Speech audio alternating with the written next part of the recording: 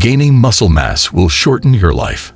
I've never been a big fan of bodybuilding culture. When I go to the gym sometimes, I see how shallow and empty there is. The air is full of competition, but it feels like nothing, as if the pursuit of a perfect body has overshadowed real improvement and well-being.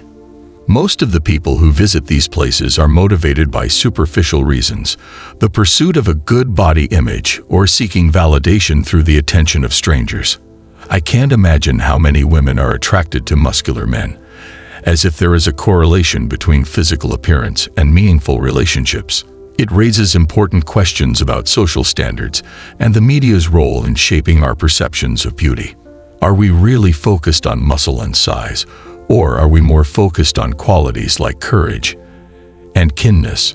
This focus on aesthetics often leads to a toxic cycle of self-comparison and body dissatisfaction, especially among young people. Instead of being a haven for health and wellness, the gym becomes a battleground for insecurity. As we continue to celebrate the importance of physical fitness, I can't help but think about the long term, not just for our bodies, but for our mental health and social values. A focus on appearance can obscure the real benefits of exercise, which are good looks, fitness, and bodybuilding. I especially don't like being thin, no matter how beautiful others think I am. But as you say, bodybuilding reduces your life. I used to lift a lot of weight, but lifting weights was difficult for me. Maybe because I don't have the genes for it. I also see a lot of young people, especially young adults, focusing on body image issues. If someone really likes fitness or wants to work out, that's fine. Otherwise, as you say, most of the things are not necessary and will not work. I'd love to hear your thoughts on what I've said about how bodybuilding is bad and life-threatening, as well as your thoughts on the fitness regime. Again, good luck, Sam, and cheers, Hi Pete. Thanks for another donation. Before I get into how I think bodybuilding is bad for you long-term, let me share my experience with it. When I was young, I worked for an hour a day. When I started, I was as thin as a toothpick. I didn't do sports. I didn't do anything for self-improvement. At this point, you may be thinking that I made you see. Take, for example, the example of Arnold Schwarzenegger, who had a heart attack at the age of 50. A condition known as sudden death syndrome, SDS, is another cause of death in young athletes and bodybuilders. In my family, my uncle died in his 20s after a successful career as a professional football player.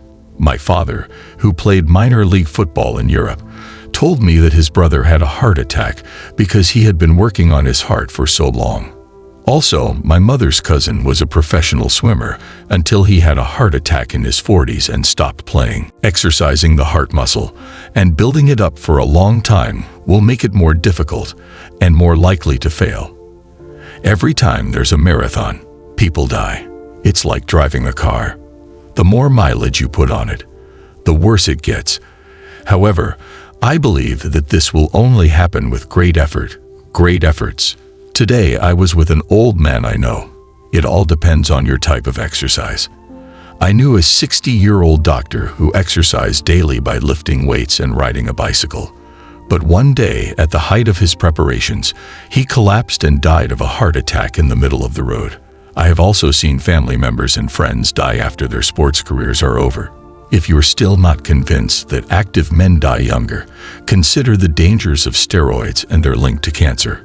Injuries are also a big factor in fitness. Many men who experience sudden death from steroid use often overwork their bodies. Common complications are muscle injuries that do not heal well, such as muscle strains and sprains.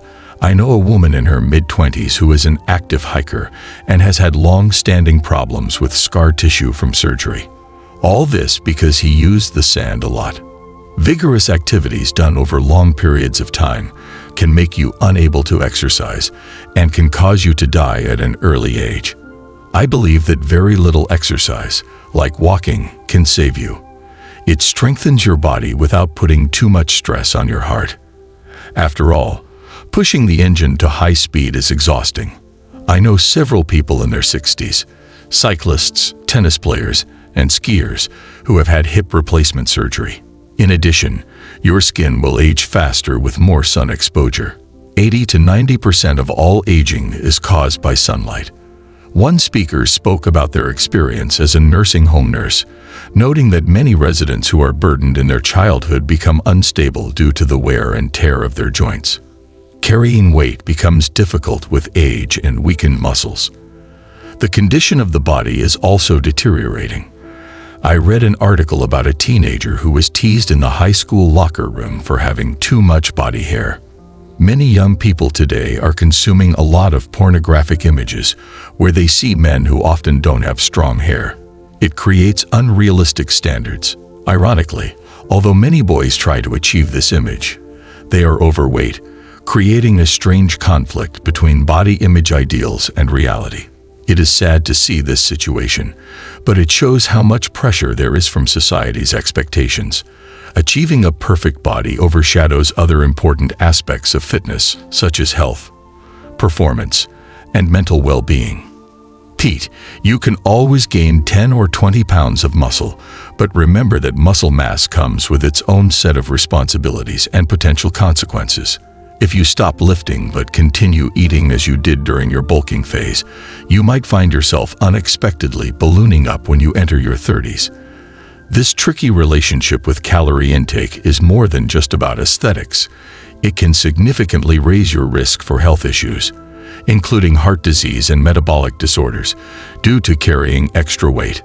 Genetics may bless you with a fast metabolism, but even that can be a double-edged sword. It can lead to a false sense of security, making you feel invulnerable while potentially overlooking the long-term consequences of your lifestyle choices.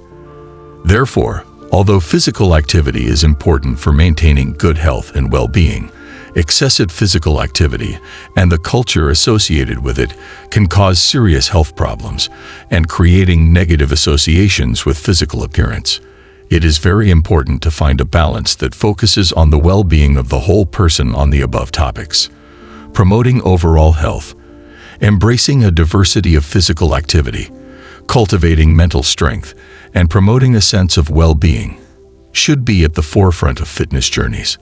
As we navigate this land, let us focus on the training that strengthens us, not the standards that bind us. The real power lies in understanding our bodies, respecting their limitations, and appreciating the journey of self-discovery that comes with taking care of ourselves. After all, life is not just a journey, but a reality of living a balanced, happy, and authentic life.